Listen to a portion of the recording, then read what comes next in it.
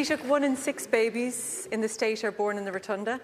It's the busiest maternity hospital in the country by some distance, and it's also the oldest maternity hospital in the world. And in many ways, it feels like it. I was there yesterday to speak to the team after the devastating news that the planning permission for their long-awaited, desperately needed extension had been overturned. On Friday, as the news filtered through the hospital corridors, staff were in shock. One told me they burst into tears. They literally could not believe it, because they could not comprehend how anyone could walk into that neonatal intensive care unit and deny those babies needed more space. Taoiseach, I visited the NICU yesterday to see the conditions for myself. It's not a large room, and it is stuffed full of equipment that overflows into the surrounding corridors.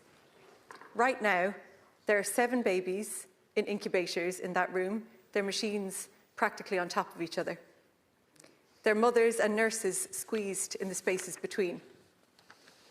One mum, with her tiny, gorgeous baby on her chest, was afraid to lean too far back in her chair in case she hit another incubator. No privacy, no dignity, no proper protection from hospital-acquired infections. I don't know how to emphasise this enough. 22 women postnatally sharing one bathroom. One bathroom between 22 women who've just given birth. All of those intensive care units for tiny premature babies jammed into a room. There isn't room for the 2 parents to go in to see their baby at one time. And this will go on even longer. Thank you, Deputy. Because the government did not inform An Coimisúin Pleanála that the plan to co-locate has changed. Taoiseach.